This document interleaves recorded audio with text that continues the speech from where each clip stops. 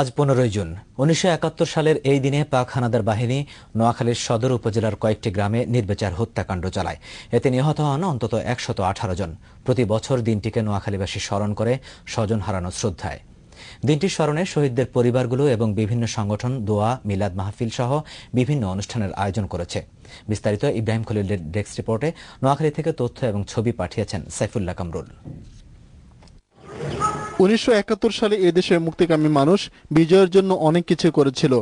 হানাদার পাক বাহিনীকে পরাস্ত করতে নোয়াখালী মুক্তিযোদ্ধারা জেলার সরকারি অস্ত্রাগার লুট করে। কামাল ভাই আমার এখান থেকে দৌড়ে যাইতে বললো বাইরে আসো, সবাইকে মারি ফেলতেছে এবং প্রত্যেক বাড়িতে আগুন দিতেছে। আসি দেখি যে প্রত্যেকটি বাড়িতে লোক গুলি করে লোক মারি রেখেছে। এখানে 15 জুন বেলা 3 ঘটিকা হইতে শুরু হয়েছে, প্রায় 1 ঘন্টা হয়েছে। তারা হুইসেল দিয়ে আসছে, হুইসেল দিছে চলে গেছে। ওকে, এমন যারা মারা গেছে তারা সবাই নিরীহ লোক। এই ঘটনার জের ধরে তৎকালীন পাক সেনারা সদর উপজেলার কয়েকটি গ্রামে চালায় নির্বিচারে হত্যাকাণ্ড। আগুন দিয়ে জ্বালিয়ে দেয় গ্রামের পর গ্রাম। স্বামীরে মারিয়ে ফেলাইছে